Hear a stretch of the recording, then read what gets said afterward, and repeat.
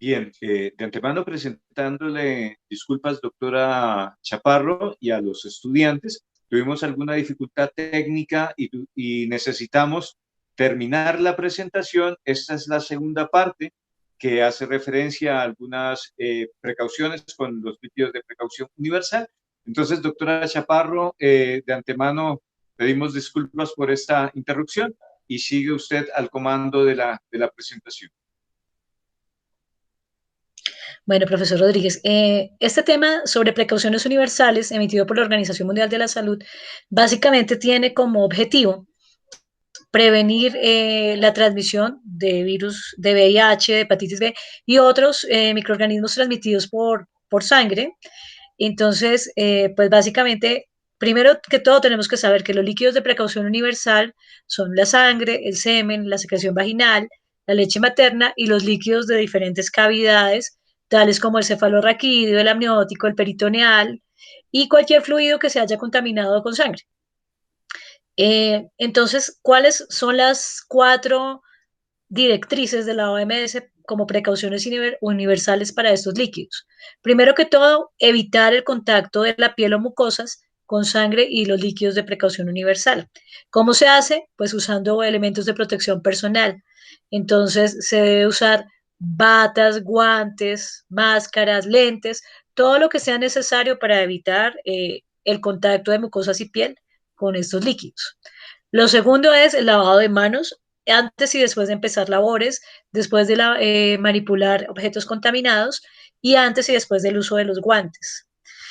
Otra cosa que es muy importante es el manejo de elementos cortopunzantes. Entonces, siempre usar los guardianes de manera adecuada. Y la última recomendación es cubrir las lesiones de piel, las quemaduras, las dermatitis, las laceraciones y cualquier lesión o cualquier afectación que nos genere piel expuesta, pues se debe cubrir muy bien y en lo posible hay que evaluar, evitar trabajar con piel descubierta. Entonces, bueno, eso es lo que tenía que compartirles respecto a este tema de seguridad y bioprotección. Les agradezco mucho. No sé si tengamos alguna pregunta. Sí, Doc, seguramente los estudiantes, estamos hablando de un grupo de más o menos más de 100 estudiantes que ven la materia. En el transcurso de estos casi 15 minutos en el que está dividida su conferencia, seguramente saldrán algunas preguntas y la idea es que los estudiantes la escriban en el Classroom y luego las discutiremos y seguramente algunas de ellas las socializaremos y con usted y seguramente podremos encontrar respuesta a esas preguntas. Yo, sin embargo, quisiera adelantarme a hacer una pregunta que me queda. Y es que básicamente usted ha sido muy enfática en mencionar que la bioprotección y la bioseguridad son complementarias, pero no son lo mismo. ¿En dónde está la diferencia entre bioseguridad y bioprotección? ¿Y qué tanto ha avanzado el país en bioprotección y en bioseguridad? Bueno, respecto a la primera, es básicamente la diferencia radica en lo siguiente. Bioseguridad, en mis palabras, se enfoca en prevenir riesgos de accidentes laborales de personas que trabajan con riesgos biológicos o riesgos físicos o riesgos químicos. Los bacteriólogos en nuestro ámbito profesional trabajamos con todos los riesgos, con estos tres. La bioprotección se enfoca en reducir la posibilidad de hacer bioterrorismo. Es básicamente, está enfocada en eso, en que no saquemos nada indebidamente del laboratorio, que Vale. todo lo que pueda generar problemas de salud pública esté contenido. Es un sinónimo de bioprotección es con biocontención. Entonces, que esté contenido adecuadamente. A veces podríamos sacar cosas del laboratorio y generar problemas de salud pública aún sin intención, pero generaríamos un problema de salud pública. Entonces, no sé si queda clara la diferencia. Colombia ha avanzado bastante, se ha acogido a las normas internacionales a través de estas entidades reguladoras que les he mencionado. Entonces, pues siempre hace la vigilancia de que los laboratorios tienen las normas de bioseguridad adecuadas y también las de bioprotección. Me parece que en el ámbito veterinario hemos avanzado más que en el ámbito humano respecto a la bioprotección, pero en bioseguridad creo que estamos al mismo nivel. Sí, muchísimas gracias y creo yo que puedo corroborar un poco lo que usted me dice, porque justamente cuando uno observa las normas de bioprotección en lo que tiene que ver con salud pública, no la encuentra. Bueno, yo quisiera hacerle otra pregunta, y es que, claro, usted nos ha hablado de conductas de laboratorio, de bioseguridad, de bioprotección en el contexto actual de la pandemia por SARS-CoV-2. SARS-CoV-2, ¿qué clasificación tiene según la OMS? Y de acuerdo a su conferencia, ¿cómo trabajaríamos y en qué niveles de bioseguridad específicamente con SARS-CoV-2?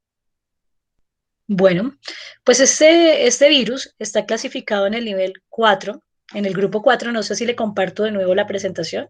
Creo que sí. No sé si está viendo mi pantalla, sí. No, Profesor, todavía por no. favor. Todavía no. Vamos a compartirla. Pues para que usted vea que cumple las características que les he mencionado. Es decir, usted nos está diciendo que la Organización Mundial de la Salud ha Que es, clasificado este microorganismo como de grupo 4. sí, es de grupo 4, el de máxima peligrosidad, digamos. No sé si están viendo mi presentación. Vamos a ir a la diapositiva en donde hablamos de los grupos. Y vamos a ver que este microorganismo cumple todas las características del grupo 4 de bioseguridad. Entonces, muy bien. Entonces, bueno, tiene un riesgo individual elevado, claramente, un riesgo poblacional elevado también. Tiene la posibilidad de que si alguien del laboratorio se expone, se pueda infectar, es alta la posibilidad. La posibilidad de causar enfermedad grave en humanos, no se ha comprobado tanto en animales, pero en humanos sí, es alta la posibilidad. Como vemos, tiene una mortalidad notable. Tiene un alto riesgo de propagación y por ahora no contamos con medidas preventivas como vacunas, por ejemplo, todavía no, hasta ahora las estamos estudiando, y terapéuticas tampoco. Por ahora no tenemos un esquema terapéutico comprobado de un medicamento que nos permita controlar. Entonces yo, pues, creo que cumple todas las características de clasificación de grupo 4. Ahora, en cuanto al manejo, porque una cosa es el microorganismo, pues tiene este nivel de clasificación 4. Sin embargo, pues a nivel de actividades, pues deberemos, como les dije, es importante saber qué actividades vamos a hacer para saber qué protección vamos a usar.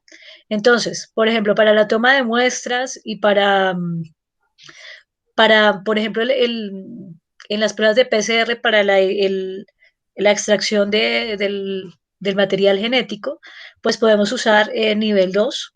Inclusive la toma de muestras se hace a veces fuera de un laboratorio, sin las condiciones de un laboratorio, se hace fuera.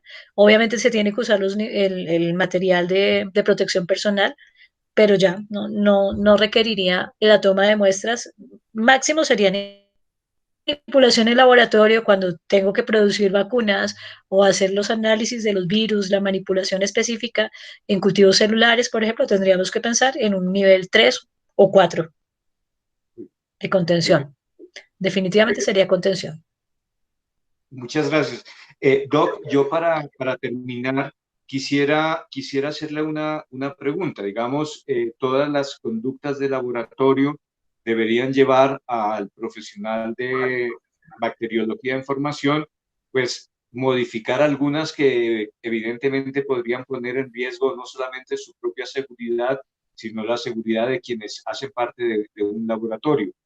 En ese sentido, a mí me gustaría mucho, pues, referenciar acá que han habido dos grandes problemas cuando estamos trabajando con virus y especialmente, digamos, en el caso de SARS-CoV-2. Uno es la toma de las muestras y el marcaje de las mismas y el transporte, que es fundamental. Ahorita me da pena decirlo, pero hay más de 30.000 muestras de SARS-CoV-2 en Colombia que no se han podido procesar por problemas de marcaje, de embalaje. Y lo segundo es una conducta de laboratorio que la he observado siempre, que tiene que ver con el uso de las cabinas y la conducta que debe adoptar el bacteriólogo cuando está frente a una cabina de bioseguridad. Entonces, para terminar, ¿qué recomendación haría una persona de su experticia para un bacteriólogo en formación para abordar, uno, las conductas que debería tener en el marcaje de las muestras para que no tengamos esta situación un poco penosa de más de 35.000 muestras sin poder procesar de SARS-CoV-2? ¿Y qué recomendación haría fundamental para un bacteriólogo en formación que va a trabajar con una cabina? Básicamente esas serían mis dos últimas preguntas.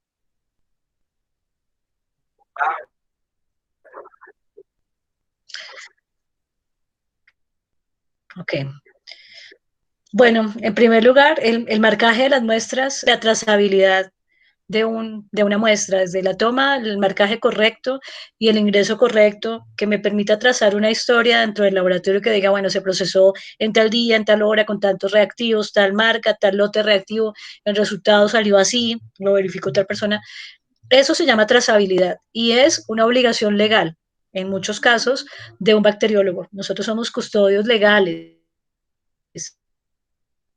de las muestras y es muy grave que no marquemos. Por ejemplo, en este caso estamos jugando con la vida de personas, con definir una conducta médica.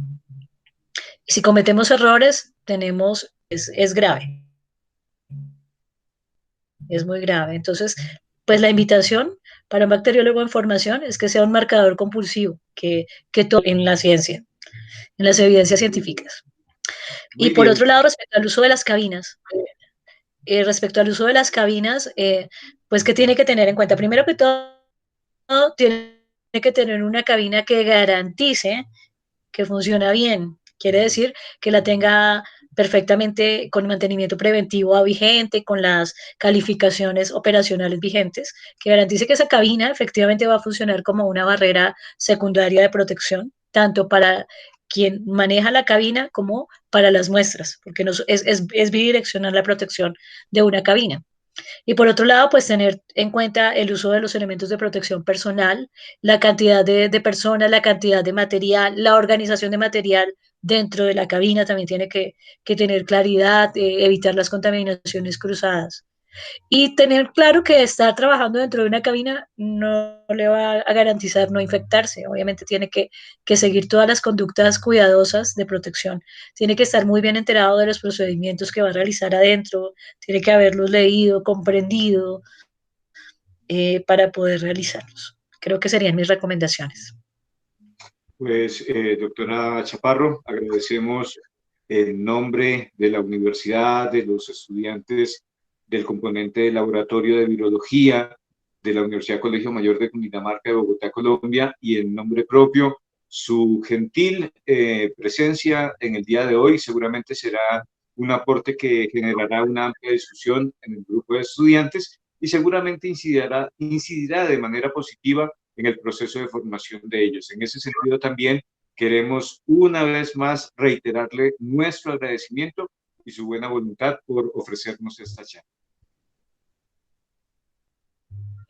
Espero sea de ayuda y estaré disponible siempre que pueda brindar la información. Me parece que compartir este tipo de información y tener claridad es muy importante en nuestro ejercicio profesional. Muchas Pues, gracias por la oportunidad, profesor.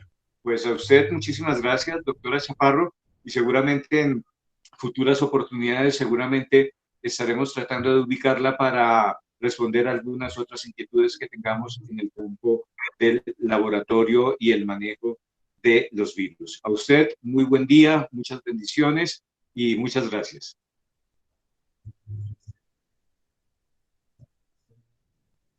Bueno, que tengan un excelente día. Hasta luego.